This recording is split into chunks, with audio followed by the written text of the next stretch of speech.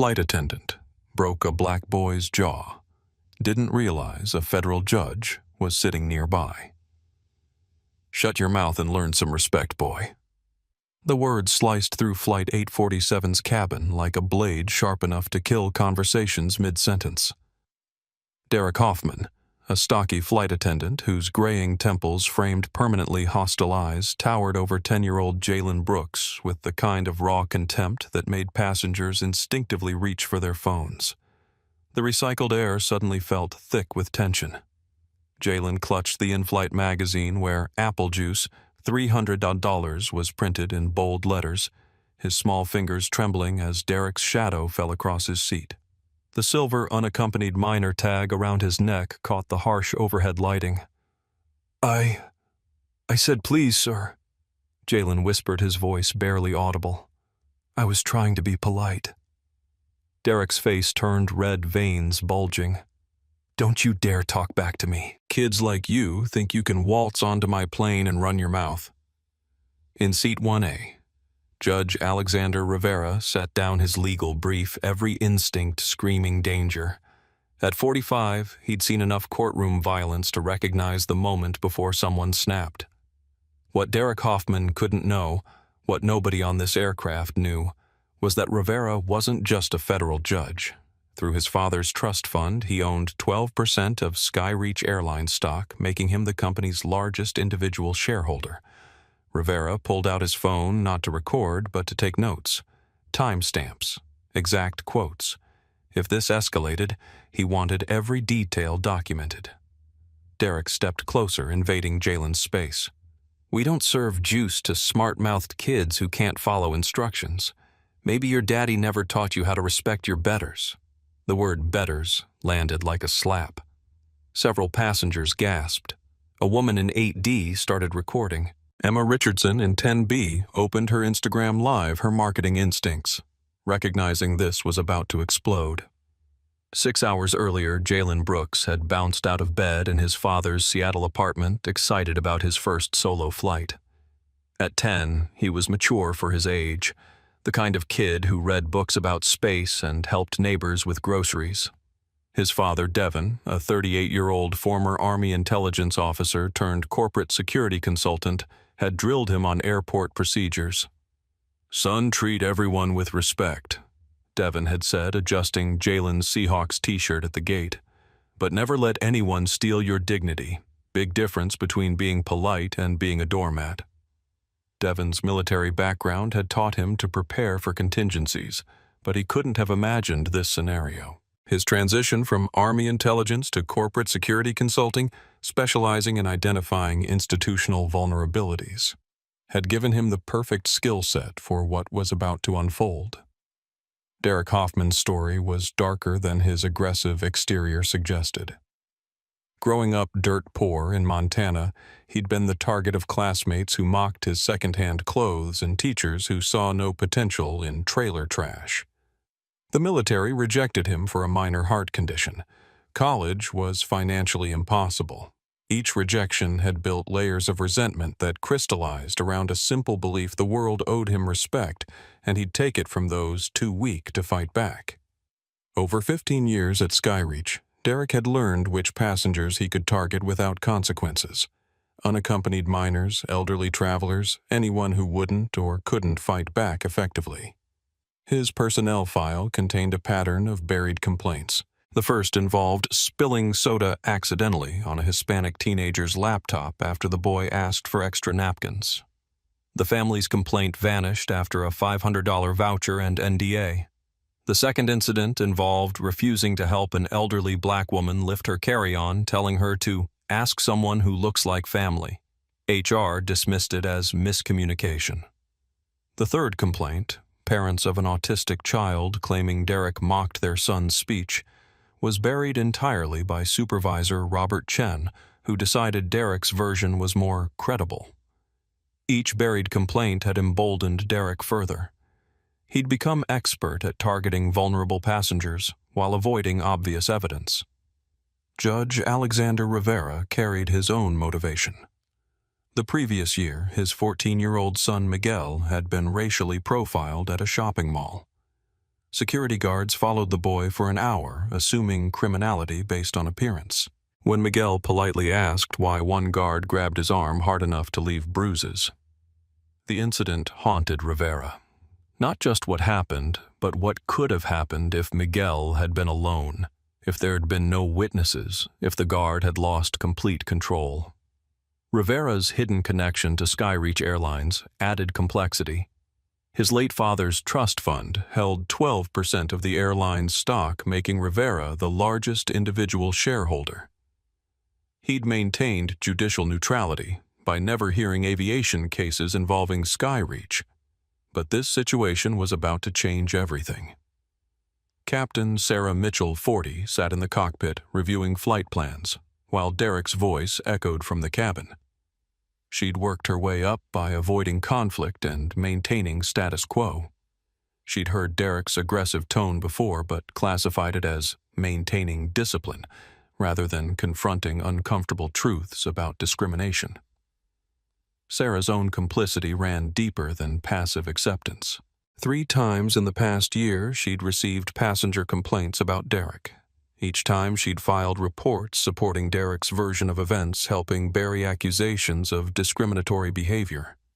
The paperwork was easier when she blamed difficult passengers, rather than confronting discrimination among her crew.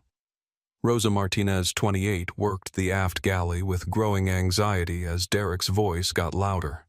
In 2 years at Skyreach, she'd witnessed Derek target minority passengers repeatedly. Her family had emigrated from El Salvador when she was 12. She understood exactly what Derek's tone meant, but speaking up felt impossible. She needed this job to pay her mother's mounting medical bills after her diabetes diagnosis required expensive insulin treatments. Robert Chen had made clear that questioning Derek's authority resulted in termination. Rosa had seen it happen to other flight attendants who'd tried to intervene. Emma Richardson, 32, scrolled through her phone in 10B when Derek's hostile tone caught her attention. As a social media manager for a Portland tech startup, she recognized volatile situations that could go viral. Her Instagram account had 200 followers, modest but engaged. Something about Derek's aggressive posture triggered her professional instincts. She opened her live stream app. Within minutes of starting her stream, viewers began joining.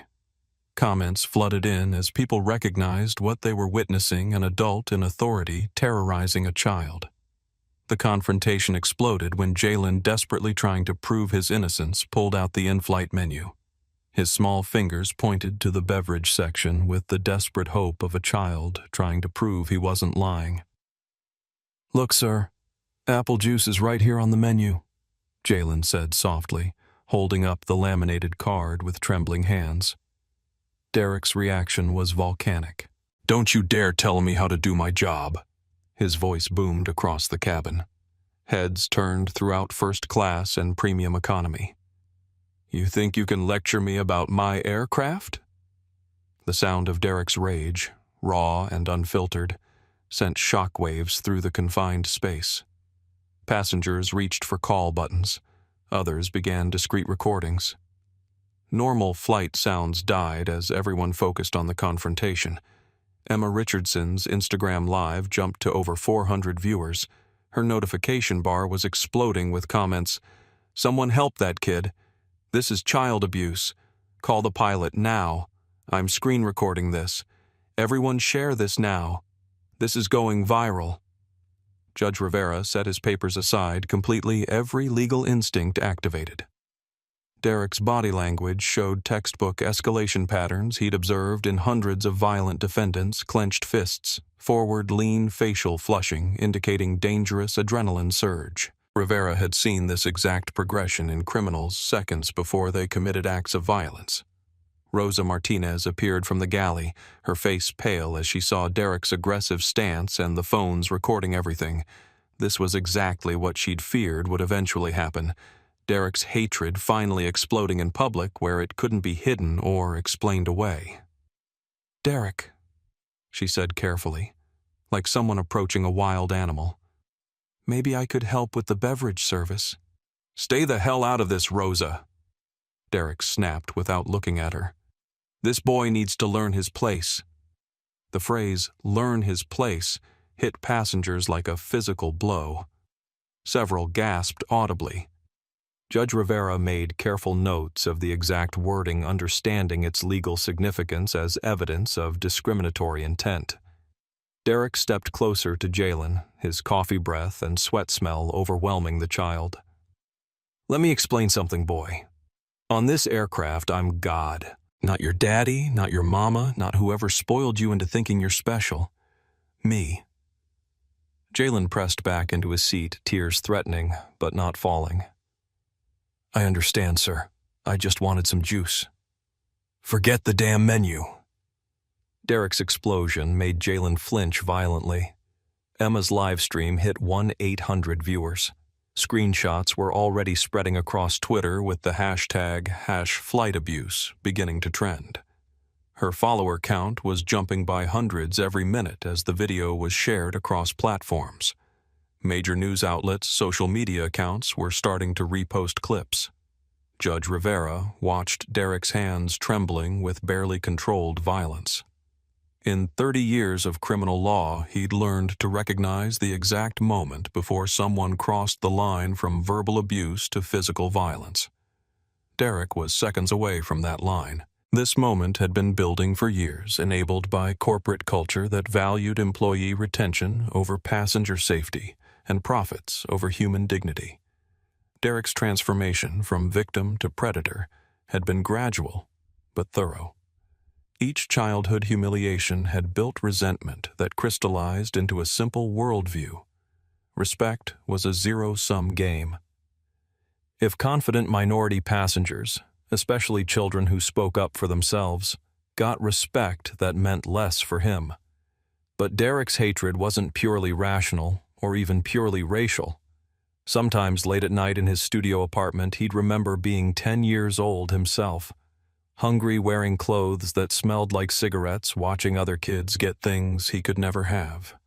In those moments, he almost understood that his rage at Jalen was really rage at a world that had never given him what he'd needed as a child. Almost. But by morning, the brief flicker of self-awareness would be buried again under layers of justification and resentment that had hardened over decades. His first Skyreach incident had been almost accidental, spilling soda on that Hispanic teenager who'd asked for napkins. But when the complaint disappeared with just a voucher payment, Derek learned a valuable lesson: the system would protect him as long as he didn't leave obvious evidence or target passengers with obvious power. Each subsequent incident had been more calculated. Derek had studied which passengers complained effectively and which ones could be safely targeted. Unaccompanied minors were perfect victims. No adult advocates present, often too intimidated to report, easily dismissed if they did complain. Judge Rivera's backstory ran parallel to Derek's, but in the opposite direction. The previous year's incident with his son Miguel had reinforced his commitment to civil rights law, but it had also shown him how quickly authority figures could abuse power when they thought no one was watching or capable of holding them accountable. What made Rivera's presence significant was his hidden connection to Skyreach. His father's trust fund made him the airline's largest individual shareholder, though he'd never disclosed this to maintain judicial neutrality. The irony wasn't lost on him. Derek was about to commit a federal crime in front of someone who could hold the entire company financially and legally accountable. For Jalen, this was his first encounter with adult hatred directed at him personally.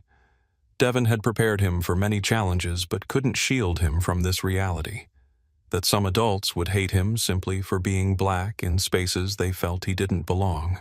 Devin's military intelligence background had taught him to analyze patterns and predict institutional failures. Those skills would prove crucial in the coming battle, though he didn't know it yet.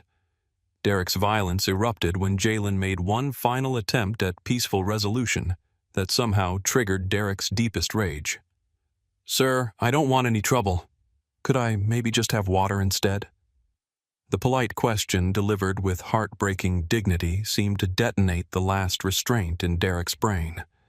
15 years of buried resentment found its target in a 10-year-old child who represented everything Derek felt the world had denied him. Kids like you need to be taught lessons the hard way. Derek raised his fist, his knuckles white with rage. Judge Rivera started to rise, but Derek's violence exploded faster than anyone could prevent. The punch landed with sickening force, Derek's knuckles connecting with Jalen's jaw like a hammer striking bone. The sound echoed through the cabin, crack, wet splatter, metallic clink of the boy's ID tag hitting the tray table. Jalen's head snapped sideways with violent force, his small body crumpling against the window. Blood immediately began flowing from his mouth, soaking into his Seahawks t-shirt and spreading crimson stains. The cabin fell into shocked silence. Then chaos erupted. Emma Richardson's live stream captured everything in brutal, high-definition detail. Her viewer count exploded to over 6,000 as the footage spread across social media faster than platform algorithms could track. Comments became a waterfall of horror and rage. "Call 911 now. That's a child. Arrest this monster. Everyone record this. Viral this now. Share everywhere." Jalen couldn't scream. The punch had dislocated his jaw and fractured it in multiple places. Only a broken whimper escaped as blood pooled in his lap, staining his clothes and the seat cushion. Rosa Martinez rushed forward, her hands shaking as she grabbed napkins from the galley. The sight of blood flowing from a child's mouth triggered her own memories of violence in El Salvador, but her flight attendant training kicked in as she tried to stem the bleeding with whatever materials she could find. Judge Rivera stood with cold, controlled fury. "Everyone stay calm. We need medical assistance immediately." Derek stood over Jalen's broken form, breathing heavily, his knuckles split and bloody. Instead of remorse, his face showed satisfaction, like someone who'd finally delivered a lesson that had been long overdue. He got what he deserved. Derek panted, looking around for approval from other passengers. Disrespectful little punk needed to learn some manners. Shut up. Rivera's voice cut through Derek's justification like ice water. You just committed a federal crime in front of 40 witnesses. Derek's satisfaction flickered as he registered Rivera's tone of absolute authority. Who the hell are you? Rivera pulled out his federal badge, the gold shield catching the cabin lights. Federal Judge Alexander Rivera, you're under arrest for assault of a minor. Derek's face went white as the implications hit him. You can't. I just did. An off-duty Denver police officer named Tom Bradley zip-tied Derek's hands while Rivera coordinated with flight crew for emergency landing and medical response. Emma's live stream hit 15,000 viewers. Hatch justice. For Jalen was trending nationally as the video spread faster than anyone could track. Her phone was buzzing with notifications from major news outlets offering exclusive interview deals. Captain Sarah Mitchell's voice crackled over the intercom, shaky and uncertain. Ladies and gentlemen, we're making an emergency landing in St. Louis. Medical personnel will meet us at the gate. Jalen tried to speak, but only bloody bubbles emerged from his mouth. His jaw hung unnaturally clearly fractured in multiple places. I'm so sorry, Rosa whispered to him, tears streaming down her face. I should have stopped him earlier. I knew this would happen. Rivera knelt beside Jalen, his judicial composure cracking as he saw the extent of the child's injuries. What's your name, son?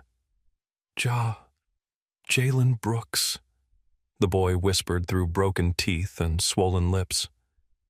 Jalen, I'm Judge Rivera. Your dad's going to be so proud of how brave you're being right now. As Flight 847 began its emergency descent toward St. Louis, Derek realized his world had just ended.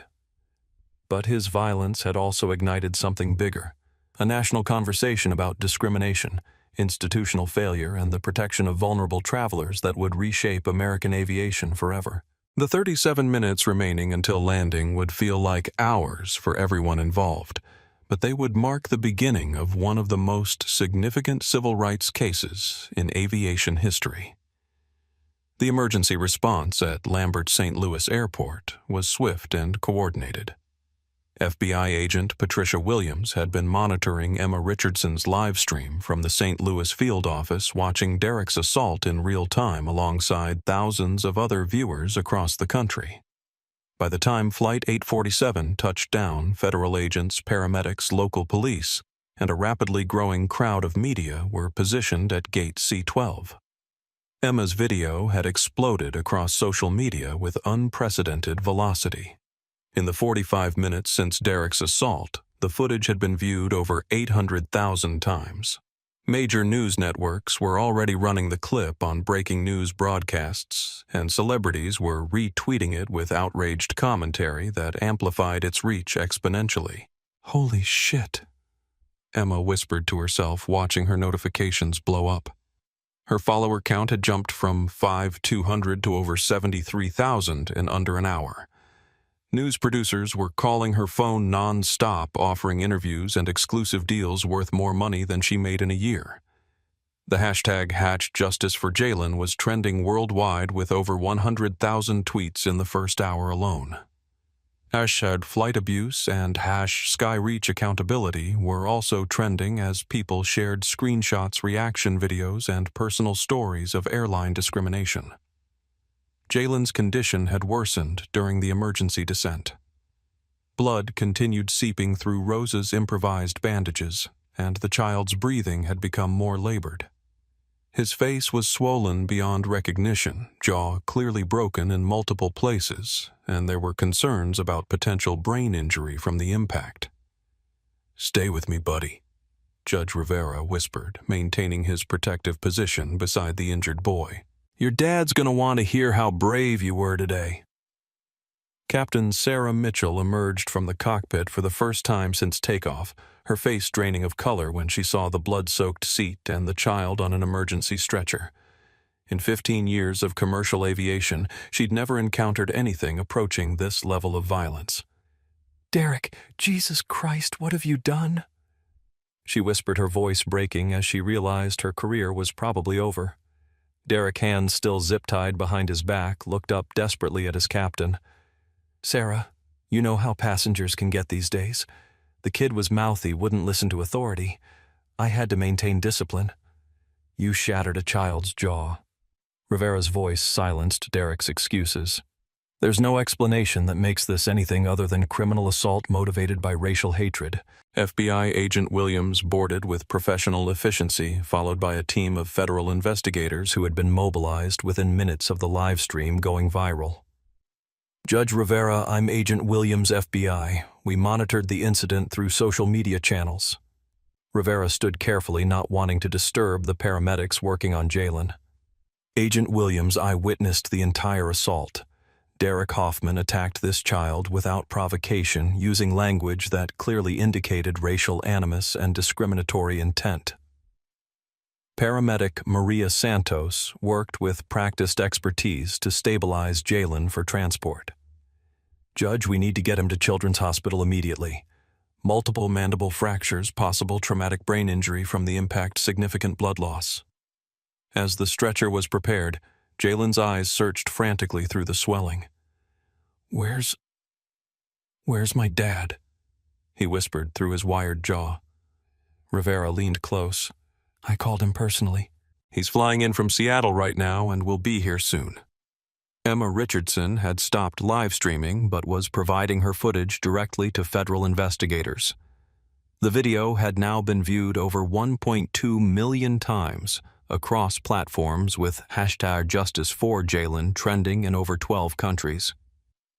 "Ms. Richardson, this footage is crucial evidence in a federal criminal case," Agent Williams told Emma. "Would you be willing to testify about what you witnessed?" Emma nodded firmly, still stunned by the viral explosion that was reshaping her life in real time. That child did absolutely nothing wrong. Derek was aggressive and hostile from the very first word. Everyone saw it happen. Her phone buzzed with calls from CNN, Fox News, MSNBC, and major documentary producers. The offers were overwhelming. Exclusive interviews, book deals, documentary contracts. Emma realized her accidental citizen journalism had just changed her life forever. Rosa Martinez approached Agent Williams, nervously aware that phones were still recording everything around the incident. "Agent Williams, I need to tell you something important.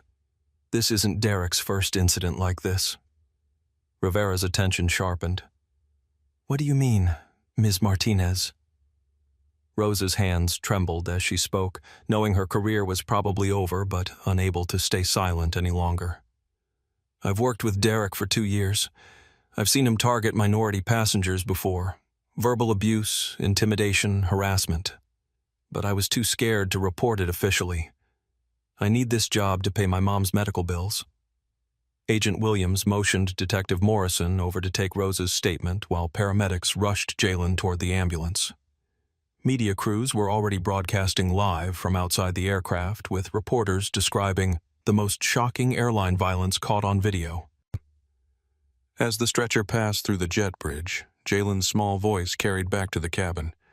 "Judge Rivera, tell my dad I tried to be brave like he taught me." Rivera felt his judicial composure crack completely.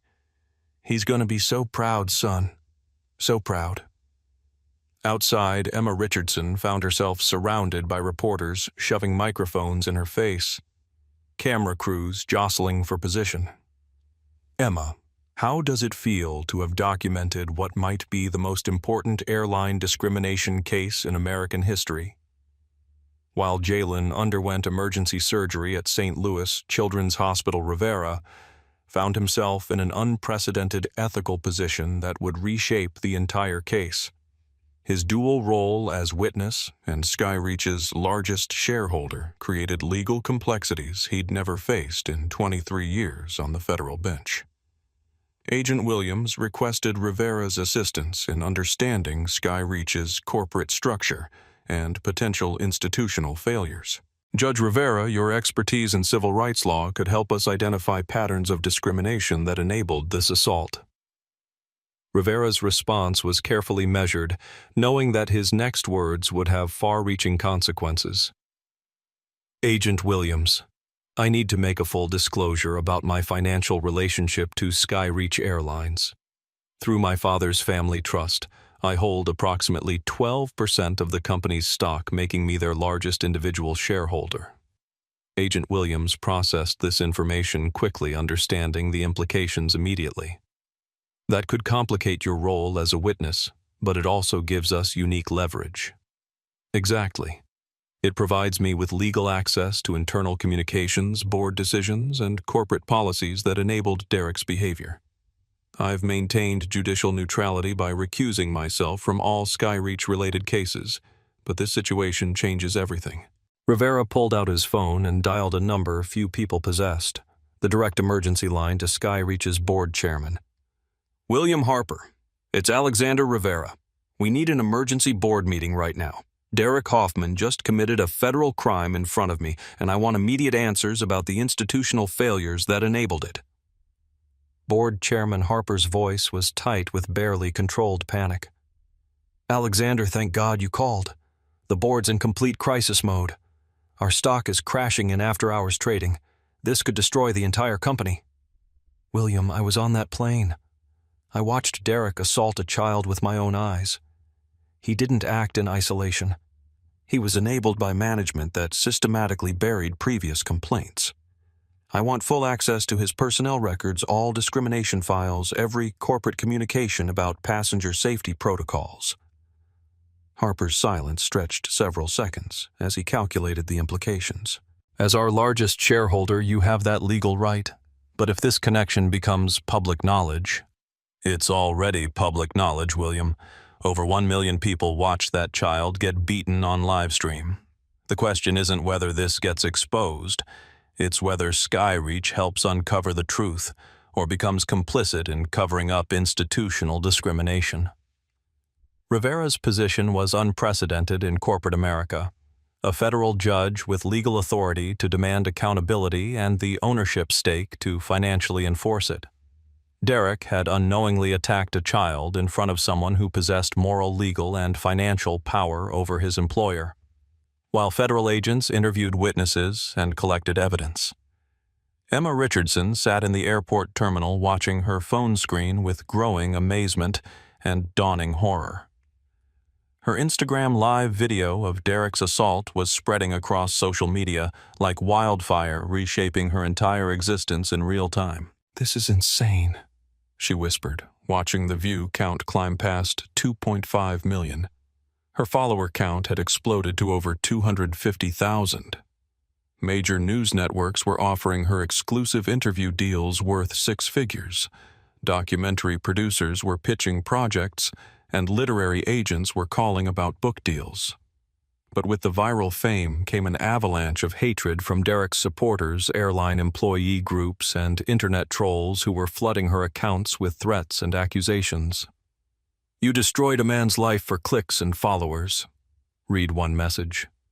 "You should have minded your own business instead of ruining someone's career," said another. "Derek was just doing his job, maintaining discipline. You made this about race when it wasn't. Hope you can sleep at night knowing you destroyed a working man's livelihood." Emma was also receiving thousands of messages of support from people who'd experienced similar treatment. A black businessman from Chicago messaged, "Thank you for recording this. I was verbally abused by a United flight attendant last year but had no proof. Your video shows the world what really happens to us up there." Her phone rang again, this time Anderson Cooper's producer offering a primetime CNN exclusive. Emma realized she was at a crossroads that would define the rest of her life. She could cash in on the viral fame and make serious money from interviews and media deals, or she could use the platform responsibly to advocate for real change. She declined the immediate TV offers and instead posted a follow-up video to her social media accounts. "I didn't record Derek Hoffman's assault of Jalen Brooks for views, followers, or fame. I recorded it because I saw something wrong happening and felt a responsibility to document it. Now that this video has been seen by millions, I want to use this platform to make sure something like this never happens again to any child." The follow-up video went viral too, cementing Emma's transformation from accidental citizen journalist to purposeful advocate. Within 24 hours, she would launch a nonprofit called Witness for Justice, focused on training citizen journalists to document discrimination and abuse. 6 hours after the assault, Devin Brooks burst through St. Louis Children's Hospital emergency doors like a man at war with time itself. The former Army intelligence officer had called in every favor and contact to get on the first available military transport flight, his mind systematically working through worst-case scenarios during the entire journey. Devin's first sight of his son almost brought the trained soldier to his knees. Jalen lay unconscious, connected to multiple machines, his face swollen beyond recognition, jaw wired shut from emergency reconstructive surgery. "Mr. Brooks." Judge Rivera approached from the family waiting area, his usually pristine appearance disheveled from hours of worry and coordination with investigators. "You're the judge who protected my son." Devin's voice cracked with emotion and exhaustion. "How bad is it? Give me the full sit rep." As they walked toward the pediatric ICU, Rivera briefed Devin with systematic precision that matched the father's military background. His legal training showed in his methodical fact recounting, but Devin's intelligence experience let him hear implications and patterns beyond the surface details. "This Derek Hoffman," Devin said, his voice taking on the dangerous edge of a soldier identifying a threat. "What's his operational history?" "That's where this situation becomes strategically complex," Rivera replied, recognizing Devin's military communication style. According to preliminary FBI interviews and testimony from flight attendant Rosa Martinez, Derek has a documented pattern of targeting minority passengers. More significantly, these incidents appear to have been deliberately covered up by airline management through systematic protocols. Devin stopped walking, his military instincts immediately recognizing familiar patterns from intelligence work. How were they covered up? What's the standard operating procedure? NDAs, financial settlements, buried complaint documentation. The classic corporate playbook for protecting problematic assets while neutralizing opposition. They reached the ICU where Dr. Emily Rodriguez waited with medical updates. Mr. Brooks Jalen's condition has stabilized. The surgery was successful, but he has multiple mandible fractures requiring reconstructive procedures. Full recovery will take months, possibly requiring additional surgical interventions. When Devon saw his injured son, tears streamed down the face of the trained soldier. Jalen's eyes opened and met his father's, immediately filling with tears of relief and pain that cut through Devon's military composure. "Dad," Jalen whispered through his wired jaw. "I was polite. I said please and thank you just like you taught me. Did I do something wrong?" Devon took his son's hand gently, his military training helping him maintain calm despite his internal rage. "Negative, buddy. You executed your mission perfectly. This isn't your fault. Not any part of it." Rivera watched from the doorway as father and son reconnected, his own resolve crystallizing into something harder than steel. This wasn't just about individual justice anymore. "Mr. Brooks," Rivera said when Devon stepped outside, "I need to brief you about my connection to this airline and what it means for our operational capabilities." Rivera explained his shareholding position and the unique leverage it provided. Devon's intelligence background immediately grasped the strategic implications. "You're telling me the target who attacked my son doesn't know he committed a federal crime in front of the company's actual owner? Derek has no operational awareness of that fact. But more importantly, I have access to board communications, internal documents, executive decision-making processes. We can expose not just individual criminal behavior, but the institutional culture that enabled and protected it." Devon studied Rivera's face with the analytical skills of a trained intelligence officer, seeing steel beneath the judicial calm. "Judge Rivera, you're proposing we execute a full-spectrum takedown of the entire system that protected Derek Hoffman." "Roger that, Mr. Brooks. We use every asset at our disposal, legal, financial, moral authority, to ensure this never happens to another child. Are you operational?" Devon's smile was cold and determined, the expression of a soldier who'd found his next mission. "Copy that, Your Honor. Let's burn down their whole damn system." While Jalen fought for his life in surgery, Skyreach's corporate headquarters had transformed into a crisis command center that resembled a war room during a catastrophic defeat. CEO Jonathan Pierce paced his executive conference room like a caged animal watching social media analytics that looked like a spreading epidemic of corporate destruction. "Status report. How bad is our exposure?" Pierce demanded of Communications Director Linda Walsh. Walsh's hands shook as she read from multiple tablets displaying real-time data. The hashtag justice. For Jalen has been used over 3.2 million times in 18 hours. Emma Richardson's live stream footage has been viewed over 12 million times across all platforms. Every major news outlet in America and Europe is leading with this story. We're facing boycott threats from civil rights organizations in 15 countries. Pierce's phone was ringing nonstop with calls from board members, institutional investors, and crisis management firms. The company's stock had dropped 18% in after-hours trading, wiping out billions in market capitalization. Legal counsel Maria Santos, whose repeated warnings about Derek had been consistently ignored by management, spoke with barely controlled fury that years of professional frustration had finally unleashed. "Jonathan, I warned you about Derek Hoffman 22 months ago. I have documented emails recommending his immediate termination that you and the board overruled for operational continuity reasons." Pierce's face went pale as he realized the legal implications. "Maria, those communications are attorney-client privileged. Not when they relate to criminal conspiracy to violate federal civil rights. The FBI has already served federal warrants for all documents related to Derek's employment history, complaint management, and executive decision-making processes." Pierce's phone buzzed urgently with the call he'd been dreading. Board Chairman Harper's voice was tight with panic that bordered on hysteria. "Jonathan, we have a catastrophic situation beyond Derek's assault. Alexander Rivera was on that flight." "Who the hell is Alexander Rivera?" "Federal Judge Alexander Rivera, civil rights specialist with 23 years on the bench. Also our largest individual shareholder through his family trust fund." Pierce felt the world collapse beneath him. "Our biggest investor witnessed the assault.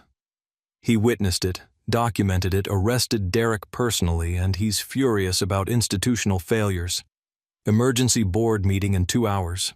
Your job and possibly your freedom are on the line." VP of Human Resources Robert Chen sat silently at the conference table, knowing his career and possibly his liberty were finished. For 3 years, he'd protected Derek through systematically buried complaints, manipulated settlement agreements, and dismissive responses to discrimination allegations. Every decision had been documented. Every cover-up had left digital evidence. Pierce turned to Chen with desperate eyes. "Robert, what's our total exposure on Derek's previous incidents?" Chen shifted uncomfortably, realizing his next words could be used against him in criminal proceedings. "We've settled 11 complaints in 4 years, all with NDAs, all classified as miscommunication, cultural misunderstanding, or customer service issues." Maria Santos leaned forward aggressively, her legal training taking over. "Robert, did you just admit under oath to a systematic pattern of discrimination cover-ups in front of witnesses?"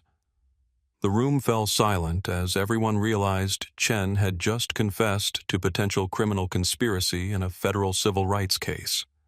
But the real crisis was just beginning. Pierce's assistant burst through the conference room doors. "Sir, FBI agents are here with federal warrants for all of Derek's records, discrimination complaint files, and internal communications from the past 6 years. They also want to interview all senior management immediately under oath." Pierce looked around at his executive team, seeing his own terror reflected in their faces. But some board members weren't accepting defeat quietly. Director Michael Torres had already retained criminal defense counsel, claiming the company was being scapegoated for one employee's actions. Director Sarah Kim was threatening to fight any terminations through expensive litigation that could drag on for years. The corporate unity Rivera expected from his shareholding position wasn't materializing. Corporate transformation would be messier, more expensive, and more legally complex than anyone had anticipated. FBI agent Williams established her field command center at Lambert Airport, but the investigation immediately faced systematic obstacles that suggested coordinated resistance. Skyreach's legal team, led by a major corporate law firm, was fighting document requests through federal court. Union representatives were protecting Derek's procedural rights, and some board members were actively obstructing cooperation through legal challenges. Devin Brooks sat across from Agent Williams in the airport conference room, his intelligence background evident in his systematic approach to analyzing institutional resistance patterns. Judge Rivera occupied a chair beside him, both men recognizing this would be a prolonged battle against entrenched interests. "What we're discovering," Agent Williams explained, "goes far beyond Derek's individual actions. But Skyreach is implementing sophisticated obstruction tactics.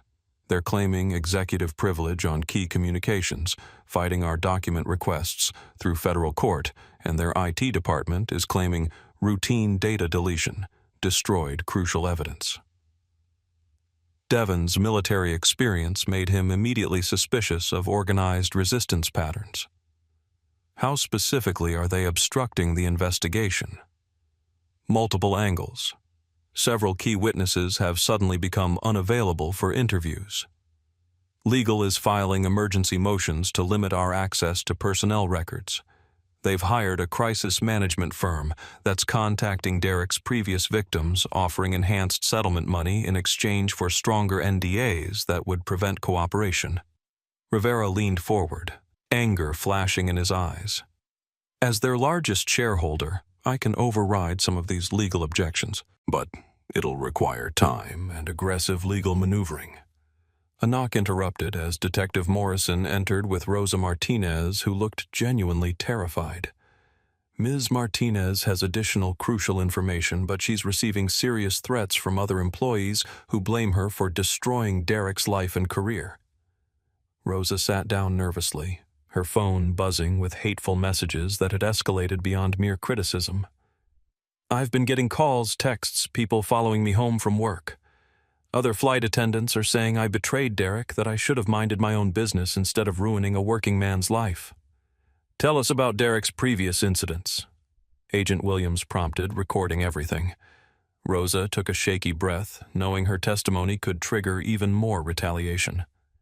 6 months ago, Derek refused bathroom access to a Hispanic family's diabetic child during a medical emergency. He said they were scamming their way into first-class privileges. The kid went into diabetic shock. We had to make an emergency landing in Phoenix. Devon's jaw clenched with military precision. What were the consequences for Derek? Robert Chen told him to be more culturally sensitive in communications. No formal discipline, no documentation in his personnel file. The family received $3,000 in flight vouchers and signed an NDA preventing public disclosure. Rivera made detailed notes for future legal proceedings. How was the incident officially classified? Medical miscommunication incident. Chen said the family misunderstood Derek's authority to manage bathroom access during medical situations. But Rosa had more disturbing institutional information. There's something else. Derek has active supporters among the crew. Some flight attendants think he was just maintaining necessary discipline. They're saying Jalen was probably disrespectful, and Derek reacted appropriately to passenger aggression.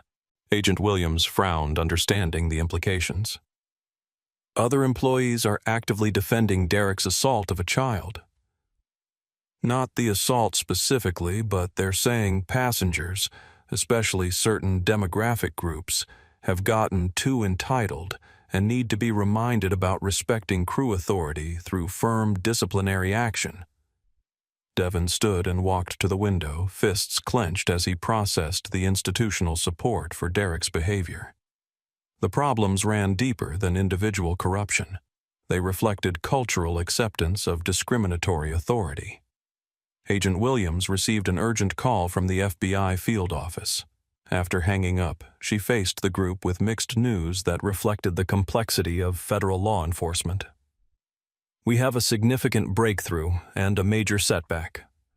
Carlos Mendez, former Skyreach HR coordinator, contacted our field office with documents proving systematic conspiracy. But Derek's union has hired a high-powered criminal defense team that's fighting our charges, claiming Derek felt physically threatened and acted in legitimate self-defense. Rivera's expression hardened with judicial anger. Self-defense against a 10-year-old child asking for apple juice. Their strategy is to argue that Jalen was verbally aggressive, that Derek reasonably feared for his physical safety, and that the punch was an instinctive reaction to perceived threat from an increasingly hostile passenger. Devon turned back from the window with the cold expression of a soldier who'd identified enemy tactics. Judge Rivera, how do we counter that kind of systematic legal manipulation? Rivera's smile was as cold as a judicial sentencing.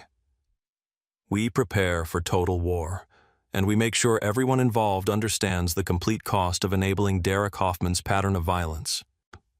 While the federal investigation built momentum, Captain Sarah Mitchell found herself facing consequences that would destroy everything she'd spent 15 years building in commercial aviation.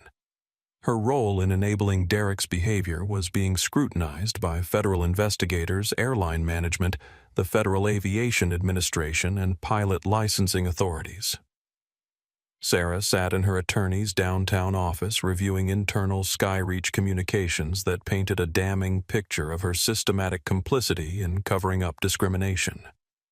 3 separate passenger complaints about Derek's behavior had crossed her desk in the past 14 months. Each time she'd filed captain's reports that dismissed the complaints as passenger overreactions, cultural misunderstandings, or normal disciplinary interactions. Sarah, your reports consistently supported Derek's version of events over passenger complaints.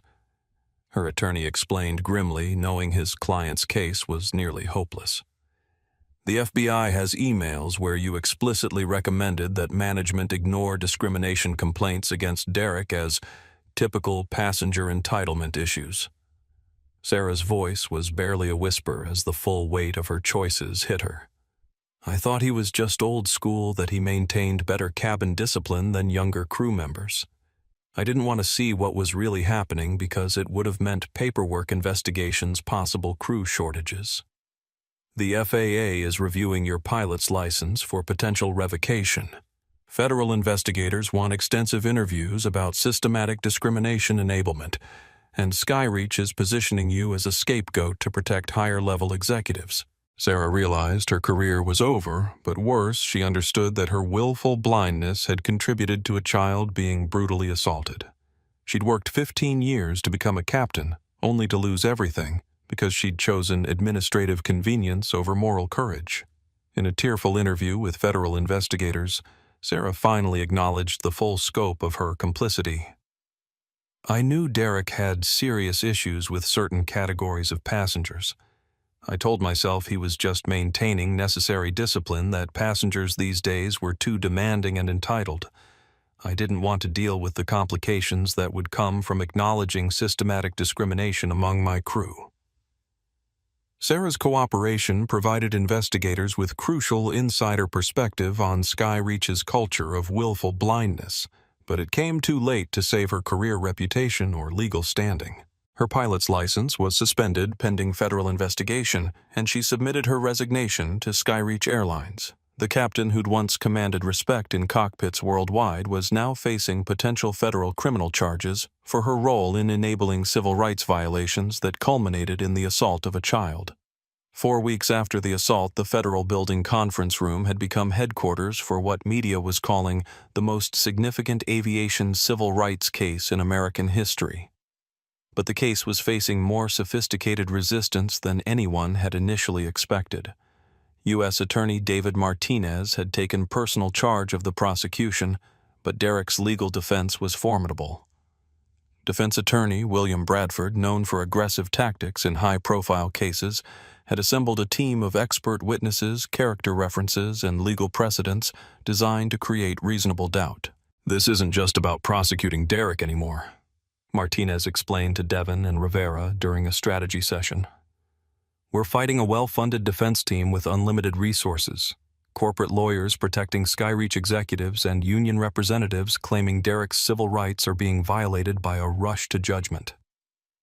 Devon's intelligence background helped him understand the legal battlefield dynamics.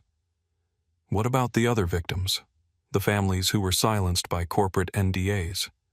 Mixed results there, Martinez replied honestly.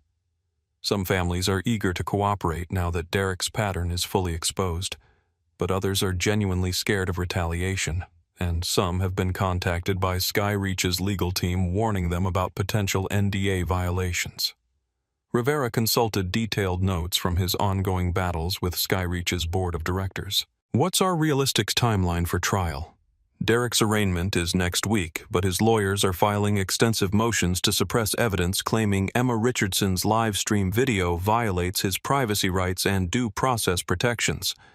They're also demanding change of venue, arguing he can't get fair treatment due to prejudicial media coverage. Agent Williams entered with significant but troubling updates about the investigation's scope. Derek's being held without bail, which his attorneys are appealing through federal court. But we've discovered something disturbing about systematic obstruction. Skyreach has hired the same crisis management firm that handled tobacco industry litigation, and they've been systematically contacting Derek's previous victims with enhanced financial settlements. Devon felt anger surge through his military-trained composure. They're trying to re-silence the victims with bigger payoffs. It gets worse.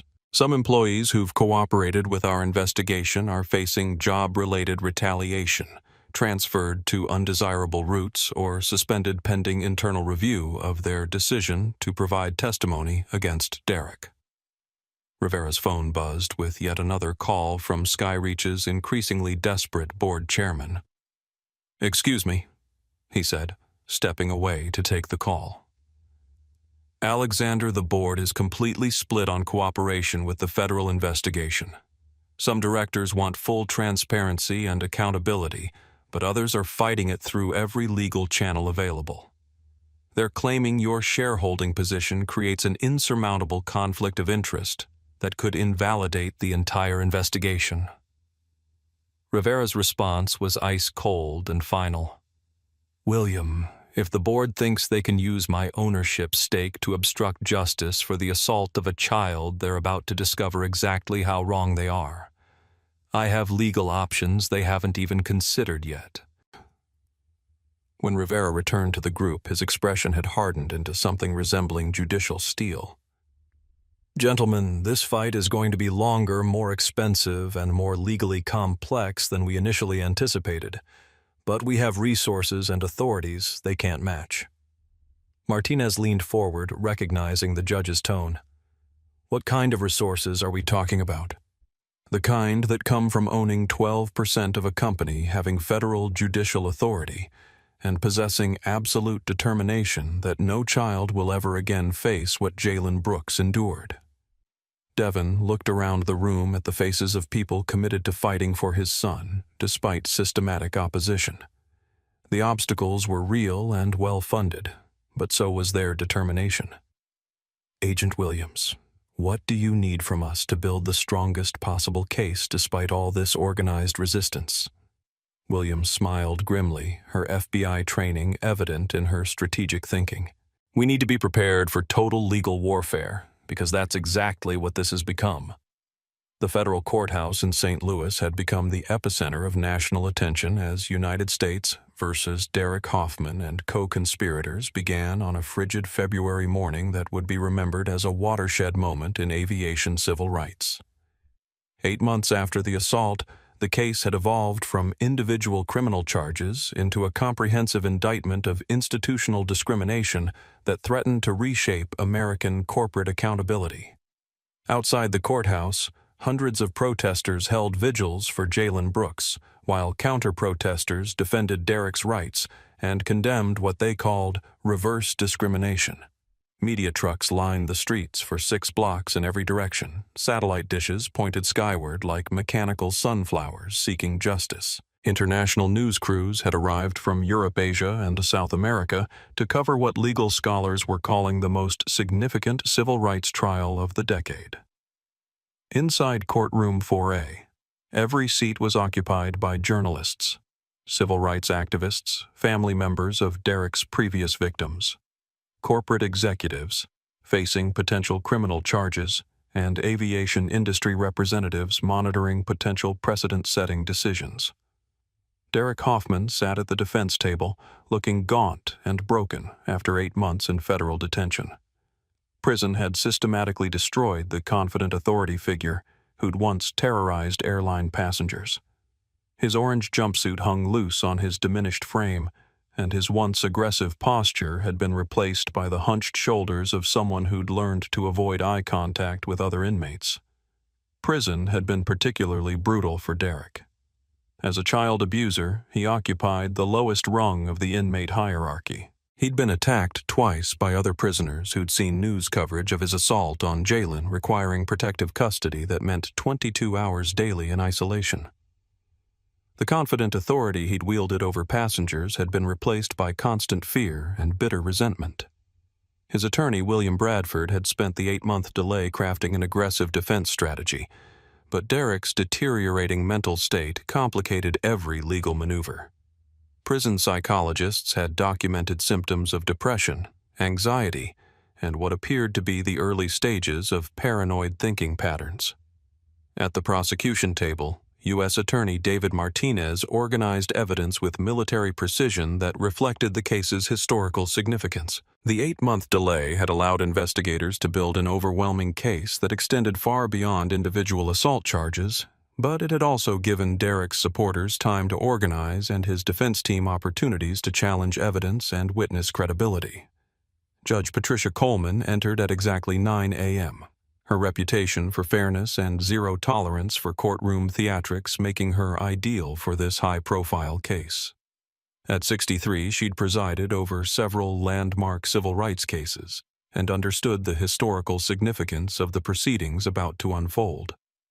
In the gallery's front row, Devin Brooks sat beside his 11-year-old son Jalen, whose physical healing had been remarkable, but whose emotional growth was even more striking. The boy had grown taller and more serious during the 8 months since the assault. His childhood innocence replaced by mature understanding of injustice and the long fight for accountability that had reshaped his entire family's life. Judge Rivera occupied a seat directly behind them, his dual role as witness and Skyreach's largest shareholder, having created unprecedented legal dynamics throughout the pretrial process. Constitutional law scholars had debated his ethical position in legal journals, but his commitment to justice had never wavered despite months of legal challenges. Rosa Martinez sat under federal protection in the witness section, having faced 8 months of systematic harassment from airline employees who blamed her for betraying Derek. Her courage in testifying had cost her job, forced her family into hiding, and required federal marshals for protection, but she remained committed to seeing justice served. Emma Richardson, whose viral video had sparked the national conversation, sat in the media section with credentials from the documentary she was now producing about citizen journalism and social media accountability. Her follower count had grown to over 800,000, and she'd used her platform to highlight other cases of institutional discrimination and abuse of authority. Members of the jury, Martinez began with the gravity appropriate for a historic moment. 8 months ago, 10-year-old Jalen Brooks asked for apple juice on a commercial flight. For this simple, polite request, he was verbally abused, racially intimidated, and then brutally assaulted by flight attendant Derek Hoffman. Martinez moved to face Derek directly, who avoided eye contact entirely. But this case represents much more than one man's violence against a child. It's about a culture of institutional discrimination that Skyreach Airlines not only allowed but actively protected through financial settlements, systematic complaint burial, and corporate policies designed to silence victims rather than address civil rights violations. The prosecutor had 8 months of additional evidence to present to the jury.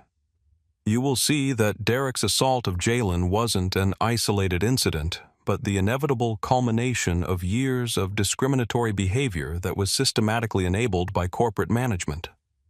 Derek Hoffman targeted minority passengers repeatedly over multiple years, and when they complained, Skyreach executives silenced them with money and legal threats, rather than addressing the criminal behavior. Martinez walked closer to the jury box, making eye contact with each member. We will show you internal corporate emails where executives explicitly discussed managing certain passenger demographics through enhanced settlement protocols. You will hear testimony from other victims who were paid to stay silent about Derek's abuse. You will see how a Fortune 500 company chose profit protection over passenger safety, enabling violence against the most vulnerable travelers.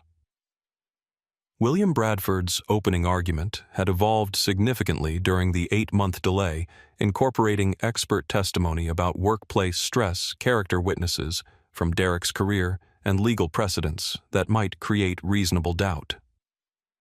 Ladies and gentlemen, Bradford began with more confidence than his client's deteriorated state suggested. My client made a terrible mistake that he deeply regrets every single day. But Derek Hoffman has become a scapegoat for much larger problems in the airline industry that none of us want to acknowledge or address. Bradford gestured toward Derek with calculated sympathy. Derek was told by supervisors to maintain strict discipline to handle difficult passengers firmly and decisively. When communication with young Jalen became challenging and potentially threatening, Derek reacted as he'd been trained to react by 15 years of corporate messaging about crew authority and passenger management.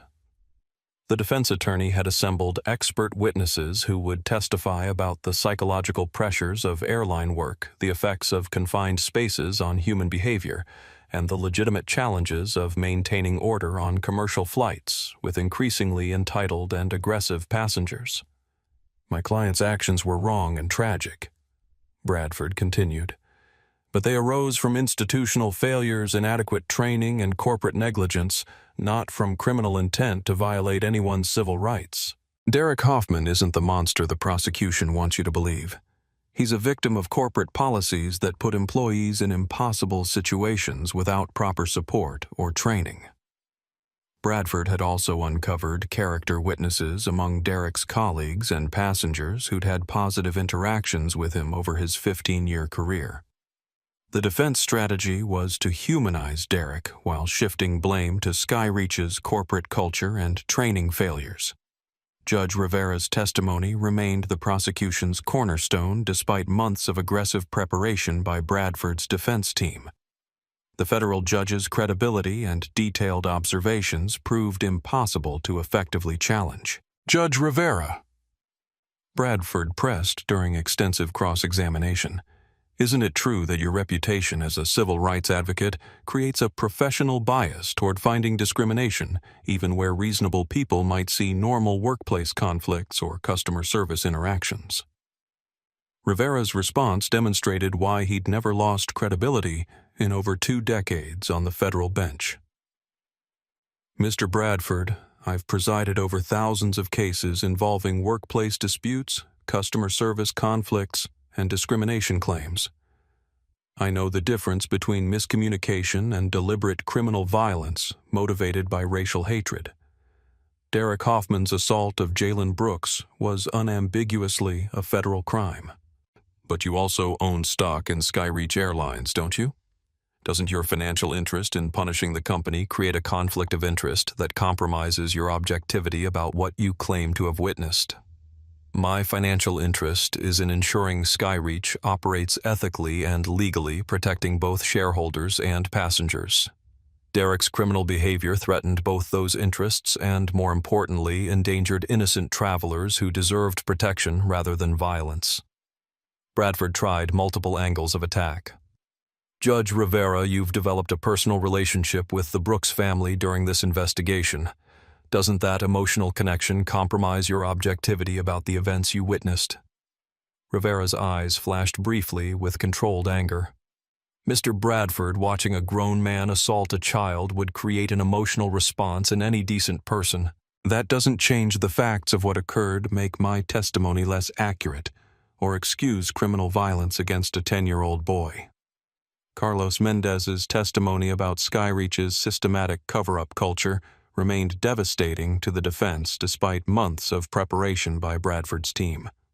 The former HR coordinator had worked with prosecutors to organize evidence that painted a comprehensive picture of institutional discrimination. Mr. Mendez, Bradford pressed during cross-examination, isn't it true that you participated in covering up complaints for over 2 years before developing a conscience? Doesn't that make you equally culpable in whatever discrimination you now claim occurred? Carlos's response showed 8 months of preparation and genuine remorse. Mr. Bradford, I was scared of losing my job and didn't have the moral courage to speak up until I saw a child get brutally assaulted. I deeply regret my earlier silence, but that doesn't make Derek's violence acceptable or excuse the company's systematic policies that enabled his behavior. But you admit you were complicit in whatever cover-up you now condemn. Yes, I was complicit through my silence and participation. That's exactly why I'm testifying now, to make sure other people understand how these systems work and prevent future victims from suffering what Jalen Brooks endured. Rosa Martinez's testimony had grown stronger and more detailed during the delay, providing unprecedented insight into airline culture from someone who'd witnessed Derek's pattern of abuse firsthand. Derek wasn't unique in his attitudes. Rosa testified, her voice stronger than during FBI interviews. He was just the most obvious example of discriminatory attitudes that were common among certain crew members and tacitly accepted by management as effective passenger control. And Bradford's cross-examination was brutal and personal. Ms. Martinez, you worked alongside Derek for 2 years and said nothing about his alleged discriminatory behavior until after he was arrested. Doesn't that make you equally responsible for whatever you claim happened to other passengers? Rosa's response was emotional but powerful. Yes, I was complicit through my silence, and I'll regret that for the rest of my life. I was scared of losing my job, worried about my mother's medical bills, and convinced myself that someone else would speak up. But watching Jalen Brooks get beaten for asking for juice made me realize that my silence was enabling violence against children. When Derek finally took the stand in his own defense after 8 months of federal detention, the psychological transformation was immediately apparent to everyone in the courtroom. Prison had stripped away every vestige of the confident authority figure who'd once terrorized airline passengers, leaving behind a broken, paranoid man who alternated between desperate self-pity and explosive rage. Bradford had spent months coaching Derek for this moment, but his client's mental state had deteriorated beyond effective preparation. The isolation, constant threats from other inmates, and gradual realization that his life was over had warped Derek's already fragile psychology. Derek, tell the jury about your 15-year career with Skyreach Airlines and your commitment to passenger safety. Bradford began with rehearsed gentleness. Derek sat rigidly in the witness chair, his voice mechanical and hollow. I served passengers professionally for 15 years with excellent performance reviews and high responsibility assignments, including supervising unaccompanied minors and special needs passengers. His answer sounded rehearsed and empty, lacking any genuine emotion or conviction. Prison had taught Derek what powerlessness felt like, and the confident authority he'd once projected was gone forever. Describe your state of mind on March 15th when you encountered Jalen Brooks. Derek's response revealed 8 months of psychological deterioration and institutional paranoia. I was stressed by equipment malfunctions, overbooked passengers, and increasing passenger entitlement and aggression. I was trying to maintain safety and order when this kid started getting confrontational and disrespectful with me. Martinez's cross-examination was systematically devastating. The prosecutor had studied Derek's psychological profile extensively and knew exactly how to trigger his underlying rage and paranoia. Mr. Hoffman, you testified that Jalen Brooks was confrontational. What specifically did this 10-year-old child do that seemed threatening to a grown man? Derek's answer revealed the prison paranoia that had consumed him. He had an attitude problem. Kids like that, they're taught to disrespect adults and challenge authority. They think they can push people around and get away with it. Martinez pressed harder, knowing Derek was close to breaking. Kids like what, Mr. Hoffman? Derek's self-control began cracking exactly as it had 8 months earlier. Kids who think they're entitled to whatever they want. I've dealt with entitled passengers for 15 years. People who come on my plane thinking they can run their mouths and make demands like they own the place. The prosecutor played audio from Emma Richardson's live stream, letting Derek's own words from that day fill the courtroom. Jalen's polite voice asking for juice. Derek's escalating hostility, the final explosion of violence against a child. That sounds confrontational to you, Mr. Hoffman. Derek's prison-induced paranoia fully emerged in front of the jury. You people don't understand what it's like dealing with entitled, disrespectful passengers every single day. They think they can push crew members around, make demands, show no respect for authority. Martinez waited calmly for the outburst to subside. Mr. Hoffman, when you say, you people, who exactly are you referring to? Derek realized his mistake but couldn't control his deteriorating mental state. Passengers who think they're better than the people serving them.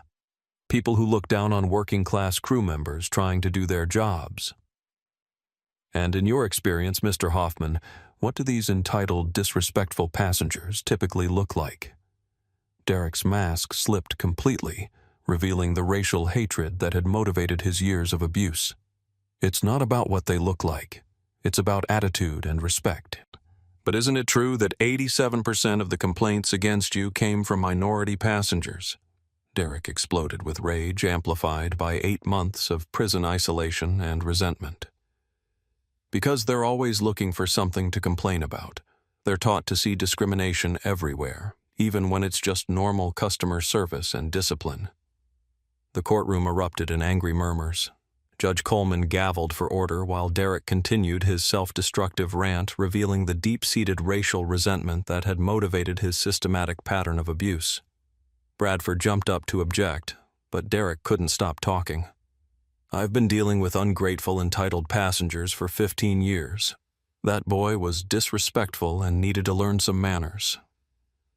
When order was finally restored, the damage to Derek's defense was complete and irreversible. He had revealed his true character in front of the jury, confirming every allegation about his racially motivated behavior and systematic abuse of minority passengers.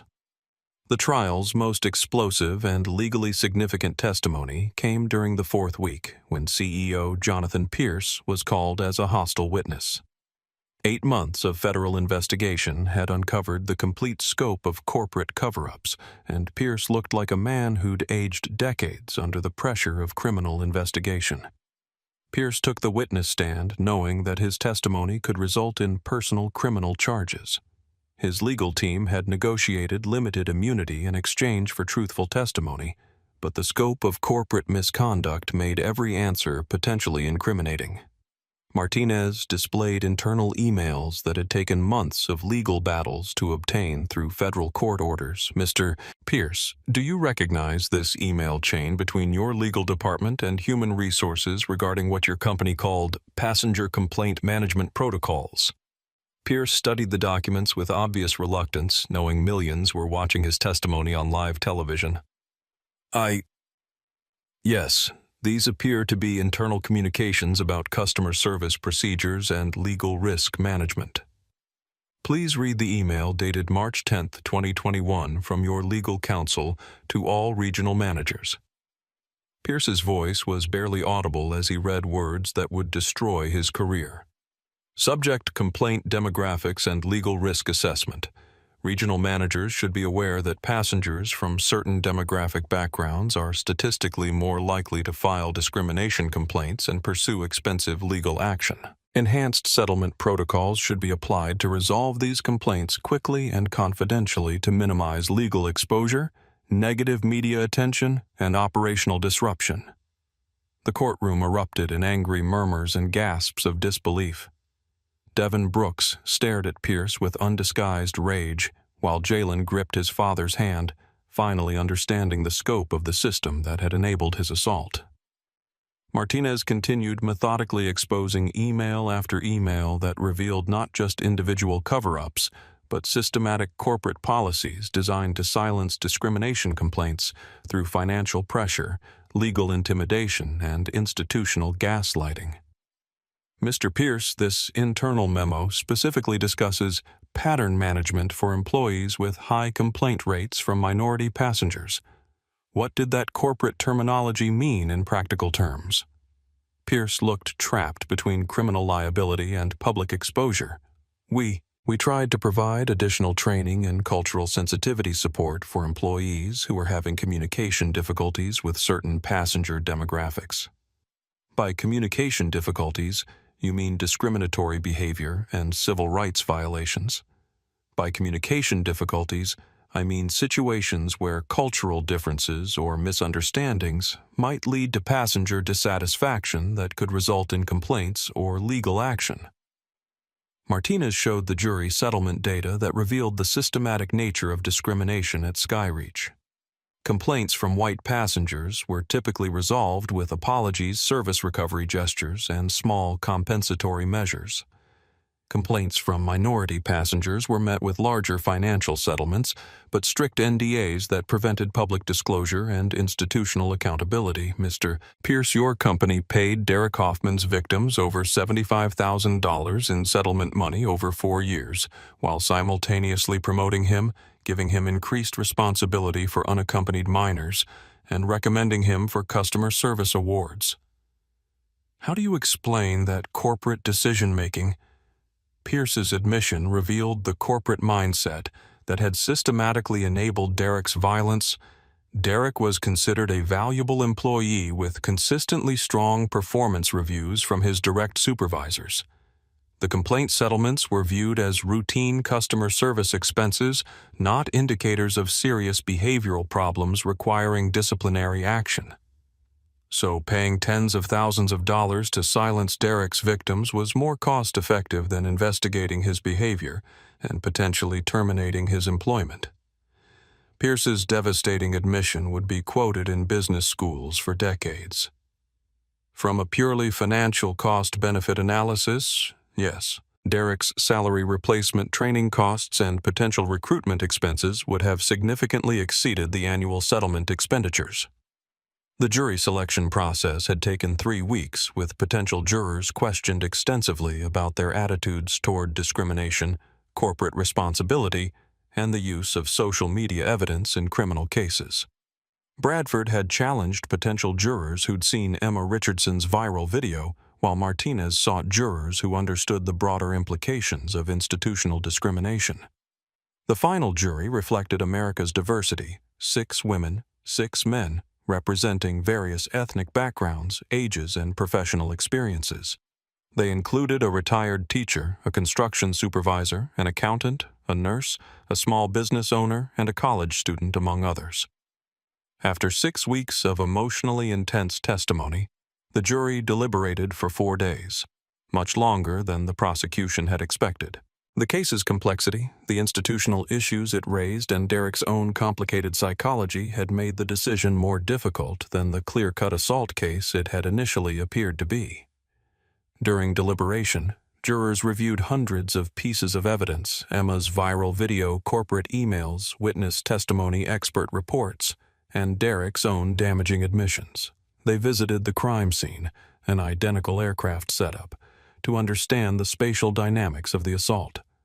The jury foreman later revealed that their deliberations had been emotionally difficult, with some jurors initially struggling to separate Derek's individual crimes from broader questions about corporate responsibility and systematic discrimination. When the jury returned after 4 days of deliberation, their faces reflected the emotional toll of their decision-making process. Forewoman Margaret Peterson, a middle school teacher, looked emotionally drained from days of difficult discussions about justice, accountability, and institutional responsibility. On the charge of assault of a minor under federal jurisdiction, how do you find guilty? On the charge of violating civil rights through violence and intimidation, guilty. On the federal conspiracy charges involving corporate officials, guilty on some counts, not guilty on others.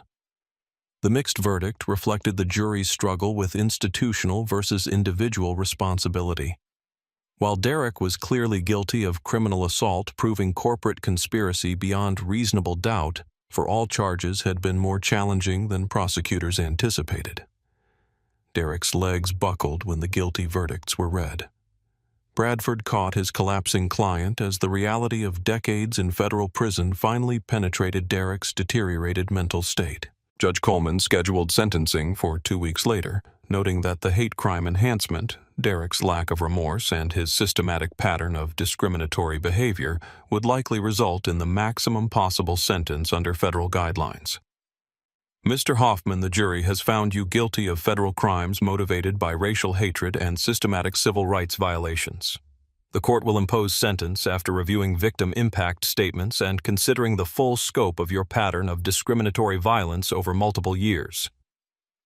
As Derek was led away in shackles, his hands cuffed behind his back, he turned toward the gallery where Jalen sat with his father. For a moment, their eyes met across the courtroom.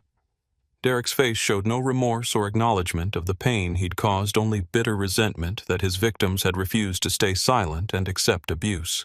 Jalen, now 11 and stronger than any child should have to be looked directly back without flinching or looking away. The boy who had been terrorized 8 months earlier was now emotionally strong enough to face his attacker without fear or intimidation. 2 weeks later, the same courtroom was packed for Derek Hoffman's sentencing hearing, which would conclude the criminal phase of the case. Victim impact statements had been submitted by Jalen Brooks, his father Devin, and several of Derek's previous victims, who had finally found their voices after years of silence. Judge Coleman presided over the hearing, with the gravity appropriate for such a historically significant civil rights case. Mr. Hoffman, you have been convicted of serious federal crimes that not only harmed individual victims but undermined the safety and dignity of all airline passengers, particularly vulnerable travelers who deserved protection. Derek stood beside his attorney, wearing the same orange jumpsuit, looking even more gaunt and hollow than during the trial. 8 months of federal detention had left him physically and psychologically broken. Before I impose sentence, I want to address the broader implications of your crimes for American civil rights and aviation safety. You didn't just assault one child. You exploited a position of trust and authority to terrorize vulnerable passengers systematically over multiple years. Your actions were enabled by corporate policies that valued profits over passenger safety. Judge Coleman reviewed the evidence presented during trial, the systematic pattern of discriminatory behavior, the buried complaints, the financial settlements designed to silence victims, and the corporate culture that had protected Derek while endangering passengers. Your assault of Jalen Brooks was the inevitable culmination of years of unchecked hatred and institutional enablement. The sentence must reflect not just the specific crime, but your systematic pattern of civil rights violations and the institutional failures that protected your criminal behavior. Derek Hoffman, you are hereby sentenced to 12 years in federal prison without possibility of parole, followed by 5 years of supervised probation with restrictions on employment in transportation or customer service industries. You are permanently prohibited from working in any capacity that involves interaction with airline passengers or other vulnerable populations. The sentence was within federal guidelines, but on the higher end, reflecting the hate crime enhancement and Derek's complete lack of remorse throughout the legal proceedings. Derek showed no visible emotion as the sentence was imposed, his prison experience having taught him to suppress external reactions. His transformation from confident authority figure to broken federal prisoner was complete, but he had never acknowledged responsibility for the pain he'd caused or shown genuine remorse for his actions. As he was led away to begin 12 years in federal prison, Derek Hoffman disappeared from public view, becoming a case study in the consequences of institutional discrimination and individual hatred enabled by corporate indifference. The conviction represented a victory for Jalen Brooks and civil rights enforcement, but everyone involved understood it was just the first phase in a longer battle for aviation industry reform and cultural transformation. The morning after Derek Hoffman's sentencing, Skyreach Airlines confronted the most critical decision in the company's 60-year history. The boardroom atmosphere was toxic with conflict as directors engaged in heated arguments over the extent of reforms necessary to survive a crisis that had cost them over $1.8 billion in legal fees, settlements, lost revenue, stock devaluation, and ongoing federal oversight. Linda Rodriguez, chosen as permanent CEO after Pierce's resignation in disgrace, stood before a fractured board with a comprehensive reform proposal that would either save the company or complete its financial destruction. Her 44 years had included managing 3 major airline turnarounds, but none as complex as this cultural transformation while under federal investigation. Board members. Rodriguez began addressing the 12 executives seated around the crisis-darkened conference room. We face 2 stark choices. We can implement radical changes that demonstrate genuine commitment to passenger safety and civil rights, or we can watch Skyreach Airlines file for bankruptcy within 18 months. The resistance was immediate and fierce, reflecting deeper divisions about corporate responsibility and financial survival. Director Michael Torres, representing pension fund investors, spoke aggressively. "Linda, you're asking us to spend a fortune on feel-good programs while the company bleeds money from every wound. Stock price is down 52%. We're facing 347 federal lawsuits, employee morale is destroyed, and international routes are being canceled due to boycotts." Director Sarah Kim, backed by a major hedge fund, was equally confrontational. "These reforms could bankrupt us completely. We should focus on minimal compliance, quiet legal settlements, and rebuilding operational profitability. The public has a short attention span. They'll forget about this eventually." Rodriguez faced the resistance with financial projections that painted a grim picture of the company's future. "Michael, Sarah, I understand the financial pressures and fiduciary responsibilities, but we have ongoing federal investigations, congressional oversight, international boycotts organized by human rights groups, and continued media scrutiny that won't end until we demonstrate genuine change. Judge Rivera, participating via video conference in his role as largest shareholder, addressed the resistance with barely contained fury. "I've listened to 9 months of excuses, legal maneuvering, and resistance to basic accountability. Derek Hoffman's violence was enabled by institutional failures that some of you continue to defend even after his federal conviction." Torres shot back with increasing aggression. "Judge Rivera, with all due respect, your emotional investment in this case may be clouding your business judgment.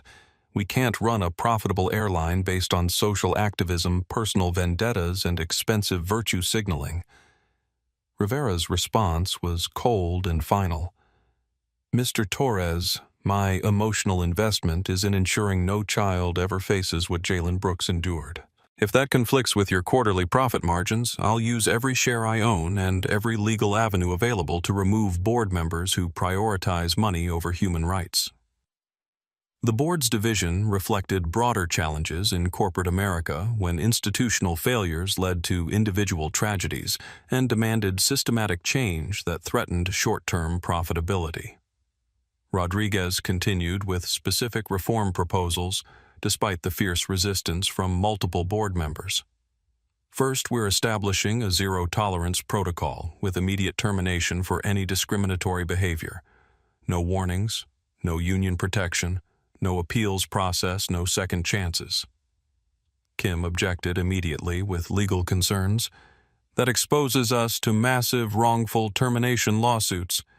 Union contracts don't allow summary dismissal without extensive documentation and due process protections." "We're renegotiating every union contract with passenger safety as the non-negotiable priority," Rodriguez replied firmly. "Unions that won't accept these terms can represent their members at other airlines." The second component faced equal resistance, hiring Devin Brooks as Director of Passenger Safety and Civil Rights Compliance with unprecedented authority. Torres was incredulous and personally insulted. "You want to hire the victim's father with no airline experience? That's pure emotional decision-making, not business strategy. The optics alone make us look like we're admitting systematic corporate guilt." Devin has the credibility, military expertise, investigative background, and moral authority to implement these changes effectively. His intelligence, experience, and personal understanding make him uniquely qualified to identify and eliminate discriminatory practices that our current leadership obviously failed to recognize or address. But internal resistance extended far beyond board meetings into the workforce itself. Anonymous employee surveys revealed deep divisions within Skyreach's 47,000 employees. While newer employees generally supported reforms veterans with decades of experience, resented being labeled as potential discriminators and questioned whether Derek's actions represented broader institutional problems. Flight attendant union representative Janet Walsh expressed widespread concerns during increasingly contentious contract negotiations.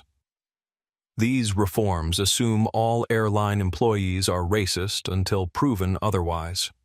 Derek Hoffman was one disturbed individual, not representative of thousands of professional crew members who serve passengers respectfully and safely every day." Pilot Union President Mark Stevens was equally critical and threatened work actions. "Judge Rivera's continued involvement creates insurmountable conflicts of interest that could invalidate any negotiated reforms. How do we know these changes are necessary versus emotional overreactions driven by one tragic incident that's been blown completely out of proportion by media sensationalism?" Rodriguez realized that corporate transformation would require overcoming not just financial obstacles and board resistance, but cultural opposition from employees who felt unfairly blamed for Derek's individual crimes and media exploitation. The final vote was closer than anyone expected. 7 directors supported Rodriguez's comprehensive reforms. 5 opposed them completely. The narrow victory reflected divisions that would continue to complicate implementation for years and potentially trigger shareholder lawsuits challenging the board's decisions. Judge Rivera's federal task force had spent 9 months examining discrimination patterns across the aviation industry, but their comprehensive recommendations faced organized opposition from airlines, unions, and congressional members who viewed the proposals as government overreach that could damage American aviation competitiveness internationally. Transportation Secretary Maria Gonzalez strongly supported the Rivera Task Force recommendations, but implementation required congressional approval, industry cooperation, and regulatory enforcement that remained uncertain despite Derek's high-profile conviction and media attention. The task force has documented clear statistically significant patterns of discriminatory treatment across multiple major airlines. Rivera testified before a packed Senate Transportation Committee hearing covered by international media. Derek Hoffman's assault was extreme and criminal, but the underlying institutional attitudes that enabled his behavior are widespread throughout the industry. Senator Robert Hayes, representing states with major airline hubs and thousands of aviation jobs, questioned the scope and economic impact of proposed federal reforms. Judge Rivera, while Derek Hoffman's actions were clearly criminal and deserve punishment.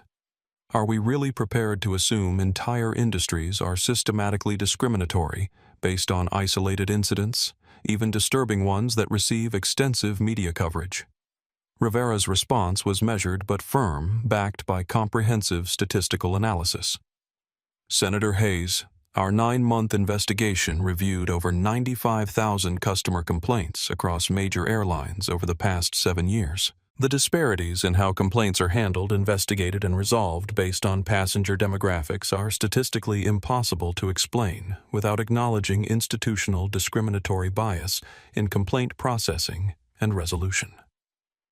The Passenger Civil Rights Protection Act, popularly known as Jalen's Law, faced organized, well-funded opposition from Airlines for America, the industry trade group, multiple employee unions, and business organizations who argued it would increase operational costs, create legal vulnerabilities for normal customer service decisions, and damage American aviation competitiveness. Airlines for America issued carefully crafted statements claiming, "While we absolutely support passenger rights and oppose discrimination in any form, this legislation could criminalize normal customer service interactions, create legal uncertainty that would harm aviation safety and operational efficiency, and impose compliance costs that would ultimately be passed on to consumers through higher ticket prices." But public support remained overwhelming after Derek's conviction and the systematic corporate failures exposed during the trial. Jalen Brooks, now 11 years old and speaking with remarkable poise developed through months of media training and therapy, testified before Congress with compelling personal authority that cut through industry lobbying efforts. "Senators," Jalen said, his voice clear and confident, despite the packed hearing room and live television coverage. "What Derek Hoffman did to me was wrong and painful, but I don't want to stay angry about it forever. I want other kids to fly safely without worrying that asking for juice might get them hurt by adults who are supposed to protect them. If this law protects them and prevents other families from going through what we experienced, then something good came from something terrible that happened to me." Jalen's testimony, broadcast live across social media platforms and carried by major networks worldwide, generated overwhelming public support that overcame industry lobbying. The bill passed both houses of Congress with strong bipartisan majorities and was signed into law by the President in a Rose Garden ceremony attended by Jalen Devon, Judge Rivera Rosa Martinez, and Emma Richardson. Implementation, however, would face ongoing challenges from airlines seeking to minimize compliance costs through legal challenges and unions protecting employee rights against what they viewed as discriminatory oversight that assumed guilt rather than innocence. The legal victories and policy changes provided public vindication and national recognition, but private healing for Jalen and Devon proved more complex and lengthy than media coverage suggested. Jalen had recovered physically from his injuries, but psychological impacts required ongoing therapy, family support, and careful navigation of public attention that continued to complicate his normal childhood development. Dr. Sarah Williams, who specialized in childhood trauma recovery, worked with Jalen twice weekly to address PTSD symptoms, anxiety around authority figures, sleep disturbances, and the unique challenges of being a public figure and civil rights symbol at 11 years old. Jalen shows remarkable resilience and emotional maturity. Dr. Williams explained to Devin during regular family therapy sessions. But he's dealing with hypervigilance, occasional nightmares, social anxiety, and the pressure of public expectations that are completely abnormal for child development. The media attention-seeking engagements and advocacy work have added complexity to his recovery that most child victims don't face. The crucial breakthrough in Jalen's healing came during a particularly difficult session where he expressed complicated feelings about Derek's 12-year prison sentence and the broader consequences of his decision to speak out publicly. "Dad, sometimes I think maybe Derek wouldn't be in prison for so long if I hadn't asked for that juice." Jalen said, his voice small and uncertain despite his public confidence. "Maybe his whole life wouldn't be ruined if I'd just been quiet like he wanted." Devin's response was immediate, firm, and loving. "Son, Derek Hoffman is in federal prison because he chose to attack you and other passengers over many years. You did absolutely nothing wrong at any point. You were polite, respectful, brave, and honest. Derek's consequences came from his choices about how to treat people, not from anything you said or did." "But his whole life is completely ruined now," Jalen continued with the empathy that sometimes surprised adults. "Maybe if I just stayed quiet and not told everyone what happened." Dr. Williams intervened gently but firmly. "Jalen, feeling empathy for someone who hurt you shows your good heart and strong character. But Derek's consequences came from years of hurting many people, not just from hurting you. You're responsible for your choices, not his choices. Your courage in speaking up has protected other children from experiencing what you went through." This conversation marked a crucial turning point in Jalen's psychological recovery. He began to understand that justice and compassion could coexist, that holding Derek accountable didn't require hatred or revenge, and that healing didn't mean forgetting or minimizing the harm that had been done to him and others. Judge Rivera had become an unexpected father figure in Jalen's life, providing guidance about navigating public attention using personal experience to advocate for others without being consumed by the advocate role and understanding the broader implications of civil rights work. "Jalen reminds me every day why I became a federal judge," Rivera told Devin during one of their regular Sunday visits. "His courage in facing Derek in court, his willingness to testify before Congress, his refusal to let anger or bitterness consume him. He represents the very best of what our justice system can achieve when it works properly and protects the vulnerable."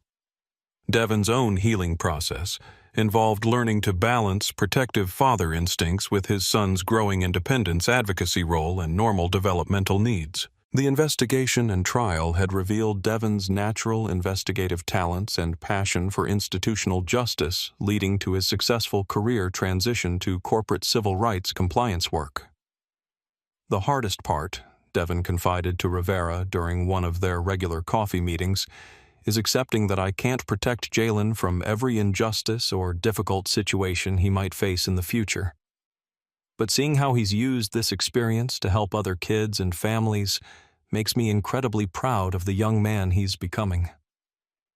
The family's healing was strengthened by relationships built during their fight for justice.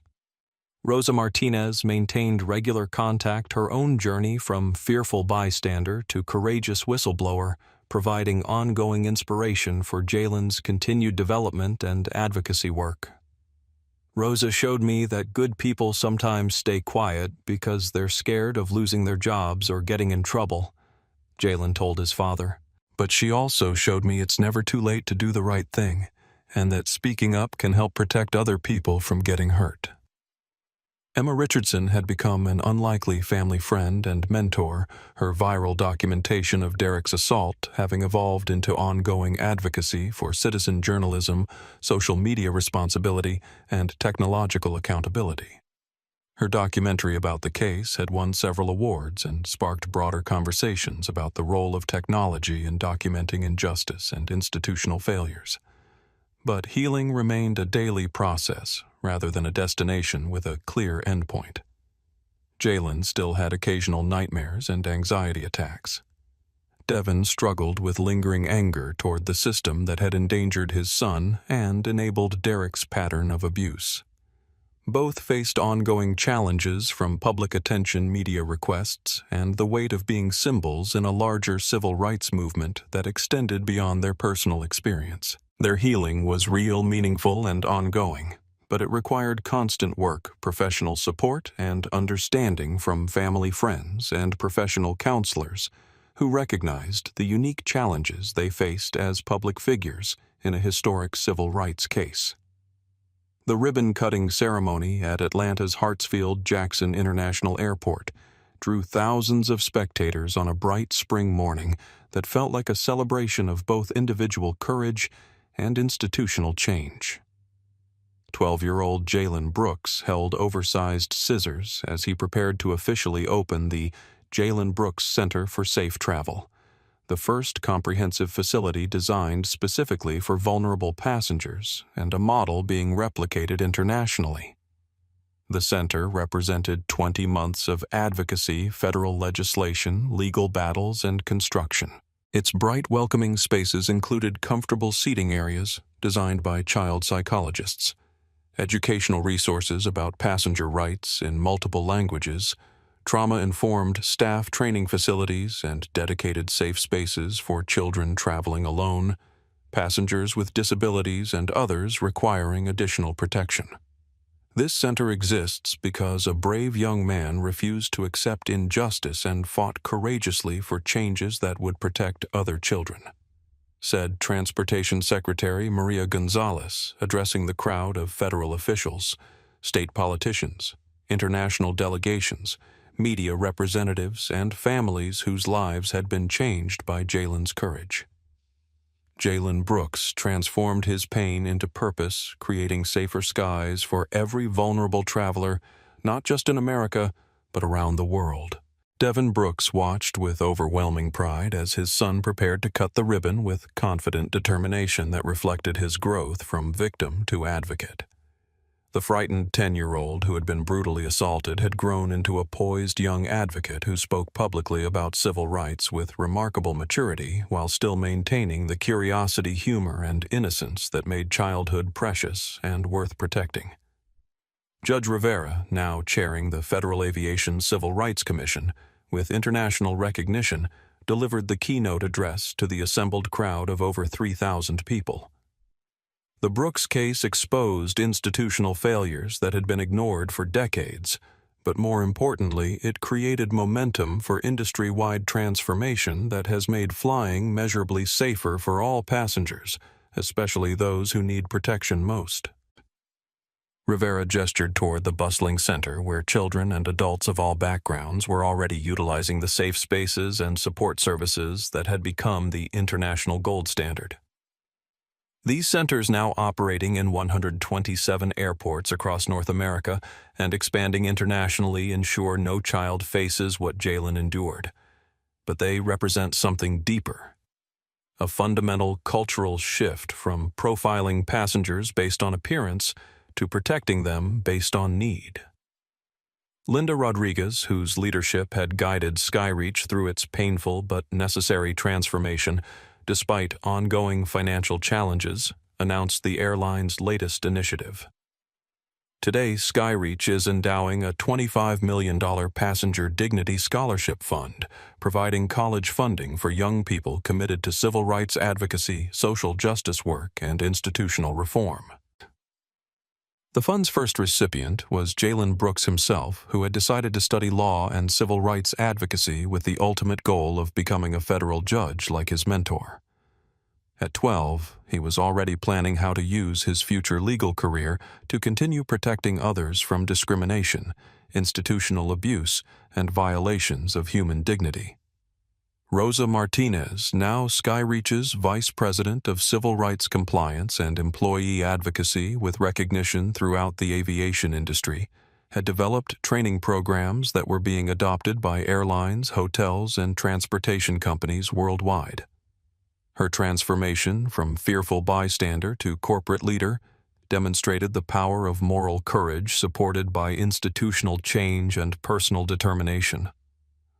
Our cultural transformation has been complete and permanent, but it wasn't easy, cheap, or quick.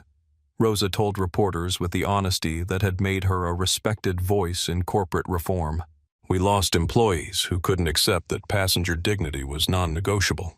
We faced union opposition, financial pressures, lawsuits, and resistance from people who saw accountability as punishment rather than necessary improvement. But the results speak for themselves.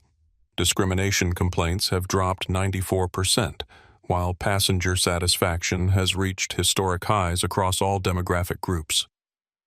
While the world celebrated Jalen's achievements and institutional reforms, Derek Hoffman remained in federal prison serving his 12-year sentence in conditions that had grown increasingly harsh. The federal penitentiary in Colorado, where he was housed, maintained strict hierarchies, and child abusers occupied the lowest, most dangerous position. Derek spent 23 hours daily in protective isolation after being attacked multiple times by other inmates who'd seen news coverage of his assault on Jalen. The confident authority he'd once wielded over airline passengers had been completely replaced by constant fear, bitter resentment, and paranoid delusions about being targeted by a conspiracy. Prison psychologists documented Derek's complete lack of remorse or rehabilitation progress in monthly reports. He refused to participate in therapy, blamed his conviction on political correctness and reverse discrimination, and spent his isolation time writing angry letters he was never allowed to send. Occasionally, Derek watched news reports about the reforms his assault had inspired. The Jalen Brooks Center's federal legislation airline industry changes international recognition of his victims. His face showed only resentment and conspiracy thinking, never acknowledgement of harm caused or genuine remorse for his actions. In rare moments of self-reflection, usually late at night in his cell, Derek sometimes wondered if his life might have been different if someone had protected him as a child the way the world now protected Jalen. But those moments passed quickly, buried under layers of justification, blame, and delusional thinking that had hardened over decades of resentment. Derek would likely serve every day of his 12-year sentence, emerging as an elderly man into a world that had moved beyond the institutional hatred and discrimination he represented. 3 months later, Jalen Brooks boarded Flight 847, the same Seattle to Atlanta route where his journey toward justice had begun 21 months earlier. The symbolism was intentional. Jalen had specifically requested this flight for his return visit to his grandmother, wanting to complete the circle that had been violently interrupted and transform it into a symbol of healing and institutional change. Rosa Martinez had personally arranged to serve as Jalen's flight attendant, bringing their shared story full circle in a moment that felt both personal and historically significant. When she approached his seat with genuine warmth and the apple juice that had started everything, both understood the profound symbolism of the moment that had changed both their lives. "One apple juice for our most important passenger and my personal hero," Rosa said, her eyes reflecting the extraordinary journey they had traveled together from trauma and fear to healing, justice, and systematic reform. "Thank you, Rosa," Jalen replied, using her first name with the familiarity earned through shared struggle and mutual courage. "And thank you for being brave enough to tell the truth when it mattered most, even though it was scary and cost you your first job." Judge Rivera, traveling to the same civil rights conference that had originally taken him to Atlanta, watched their interaction from seat 1A with deep satisfaction and quiet pride.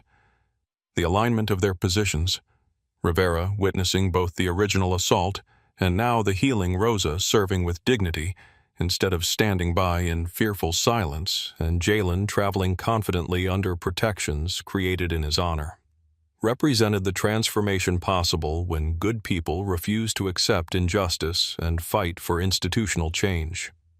As the plane reached cruising altitude, Jalen pulled out a book about landmark Supreme Court civil rights cases and began reading about decisions that had expanded equality and justice throughout American history.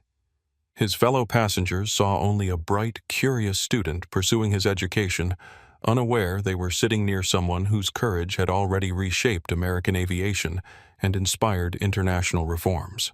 But Rosa Martinez and Judge Rivera recognized something deeper.